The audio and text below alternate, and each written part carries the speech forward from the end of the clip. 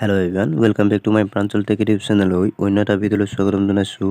আজি বিষয়বস্তু হৈছে সোশ্যাল সায়েন্সৰ ওপৰত অতি গুৰুত্বপূৰ্ণ কুৱেশ্যন কেইটামান লৈ আহিছোঁ। আশা কৰোঁ আগন্তুক নিযুক্তি পৰীক্ষাৰ বাবে সহায় হ'ব বুলি। তেন্তে বলক আজি কুৱেশ্যনখিনি আগবাঢ়ো। আজি কুৱেশ্যন হৈছে ভাৰতৰ মহাগাণিতিক আৰু হিচাপ নিয়ন্ত্ৰণক কোনে নিযুক্তি দিয়ে? ইয়াৰ শুদ্ধটো হৈছে ৰাষ্ট্ৰপতি। নেক্সট কুৱেশ্যন, তলৰ কোনসকলৰ ভোটাধিকাৰ থাকে? ইয়াৰ শুদ্ধ উত্তৰটো হৈছে বি, ভাৰতৰ প্ৰাপ্তবয়স্ক নাগৰিকৰ। নেক্সট কুৱেশ্যন, পঞ্চায়তীয় ৰাজ হ'ল প্ৰশাসনিক গঠন। নেক্সট কুৱেশ্যন, ৰাজ্যপালগৰাকীৰ হ'ল বি, এখন ৰাজ্যৰ মুৰব্বী। নেক্সট কুৱেশ্যন, ৰাজ্যসভাৰ কোনো ক্ষমতাত নাথাকে। ইয়াৰ শুদ্ধ উত্তৰটো হৈছে বি, বৃত্তিৰ বিধেয়কত। নেক্সট কুৱেশ্যন, কেন্দ্ৰীয় শাসিত অঞ্চলবোৰ শাসন কৰে বি, ৰাষ্ট্ৰপতিয়ে। নেক্সট কুৱেশ্যনটোলৈ আগবাঢ়িছোঁ। কিমান সংখ্যক সংশোধনীৰ জৰিয়তে ছিকিম ভাৰতৰ অবিচ্ছেদ্য অংগ হয়? বি, 36 সংখ্যক সংশোধনীত। নেক্সট কুৱেশ্যনটোলৈ আগবাঢ়িছোঁ। জম্মু আৰু কাশ্মীৰ চৰকাৰৰ ভাষা হ'ল? ইয়াৰ শুদ্ধ উত্তৰটো হৈছে ডি, উৰ্দু। নেক্সট কুৱেশ্যনটোলৈ আগবাঢ়িছোঁ। ৰাষ্ট্ৰপতিয়ে জৰুৰীকালীন অৱস্থাত ঘোষণা কৰিব পাৰে? ইয়াৰ শুদ্ধ উত্তৰটো হৈছে চি, প্ৰধানমন্ত্ৰীৰ নেতৃত্বৰ কেবিনেট মৰ্যাদাৰ কেন্দ্ৰীয় মন্ত্ৰী অনুমোদন ৰাষ্ট্ৰপতি লিখিলে। নেক্সট কুৱেশ্যন, উপ ৰাষ্ট্ৰপতি হিচাপে নিৰ্বাচিত হ'বলৈ এজন ব্যক্তিৰ ন্যূনতম বয়স হ'ব লাগিব? ডি, 35 বছৰ। নেক্সট কুৱেশ্যন, হৰপ্পা সংস্কৃতি কি কাৰণে বিখ্যাত? ইয়াৰ শুদ্ধ উত্তৰটো হৈছে নগৰ পৰিকল্পনা। নেক্সট কুৱেশ্যনটোলৈ আগবাঢ়িছোঁ। মেঘদূত লিখিছিল? বি, কালিদাসে। নেক্সট কুৱেশ্যন, হৰপ্পাসকলৰ বাণিজ্যিক সম্পৰ্ক আছিল ইৰাণ আৰু আফগানিস্তানৰ লগত। নেক্সট কুৱেশ্যনটোলৈ আগবাঢ়িছোঁ। লৰ্ড কৰ্ণৱালিছে প্ৰৱৰ্তন কৰিছিল এ, জমিদাৰী পথ। নেক্সট কুৱেশ্যন, আধ্যাত্মিকসকলক ইছলাম ধৰ্মত কোৱা হয় চুফি। নেক্সট কুৱেশ্যনটোলৈ আগবাঢ়িছোঁ। আমিৰ খুশ্ৰুৱে ব্যৱহাৰ কৰা বাদ্যযন্ত্ৰৰ ভিতৰত আছিল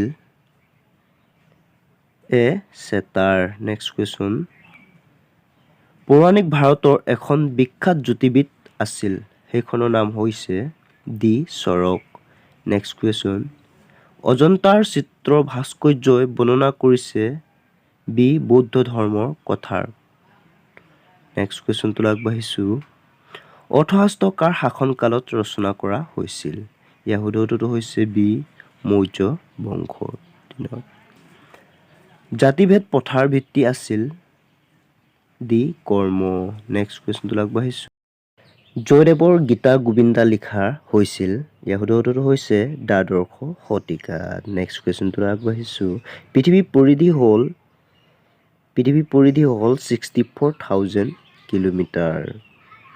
নেক্সট কুৱেশ্যনটোলৈ আগবাঢ়িছোঁ। সৌৰজগতৰ হেলি ধূমকেতু শেষবাৰৰ বাবে আৱিৰ্ভাৱ হৈছিল 1986 চনত। নেক্সট কুৱেশ্যনটোলৈ আগবাঢ়িছোঁ।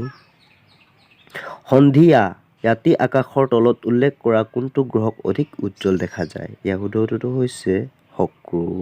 নেক্সট কুৱেশ্যনটোলৈ আগবাঢ়িছোঁ। ঘড়ীৰ কাঁটাৰ দিশত পূবৰ পৰা পশ্চিমলৈ সূৰ্যৰ চাৰিওফালে তলৰ কোনটো গ্ৰহ ঘূৰে? ইয়াৰ শুদ্ধ উত্তৰটো হৈছে ইউৰেনাছ। নেক্সট কুৱেশ্যনটোলৈ আগবাঢ়িছোঁ।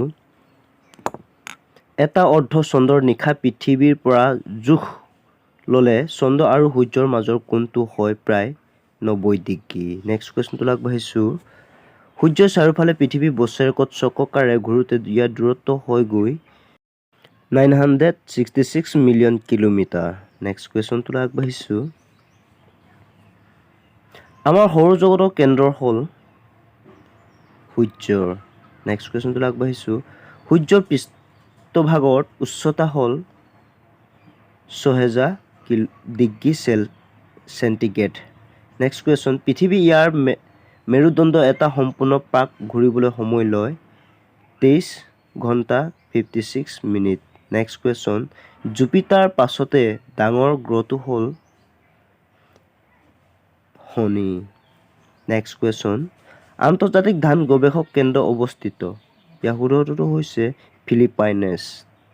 নেক্সট কুৱেশ্যনটোলৈ আগবাঢ়িছোঁ ইউৱান কোন দেশৰ মুদ্ৰা হয় ইয়াৰ শুদ্ধটো হৈছে এ চীন নেক্সট কুৱেশ্যনটোলৈ আগবাঢ়িছোঁ বন্ধুসকল সময় প্ৰতি লক্ষ্য ৰাখি চলচ্চিত্ৰ নিৰ্মাণৰ বাবে লছ এঞ্জেলেছ প্ৰিয় ঠাই কাৰণ এ ই প্ৰাকৃতিক সৌন্দৰ্যৰে ভৰপূৰ নেক্সট কুৱেশ্যনটোলৈ আগবাঢ়িছোঁ অসমৰ প্ৰথমটো তেল শোধনাগাৰ ডিগবৈত কেতিয়া স্থাপন কৰা হৈছিল ইয়াৰ শুদ্ধটো হৈছে চি 1901 চনত নেক্সট কুৱেশ্যনটোলৈ আগবাঢ়িছোঁ তলৰ কোনখন তৈলক্ষেত্ৰ নহয় ইয়াৰ শুদ্ধটো হৈছে এ লিডো নেক্সট কুৱেশ্যনটোলৈ আগবাঢ়িছোঁ কুতুহা হ'ল ইয়াৰ শুদ্ধটো হৈছে চি পাকিস্তানৰ পাৰমাণৱিক গৱেষণা কেন্দ্ৰ থকা স্থান নেক্সট কুৱেশ্যনটোলৈ আগবাঢ়িছোঁ অন্তিমটো কুৱেশ্যনলৈ আগবাঢ়িছোঁ তলৰ কোনজন দাৰ্শনিকে ভূগোল শব্দটো ব্যৱহাৰ কৰিছিল ইয়াৰ শুদ্ধটো হৈছে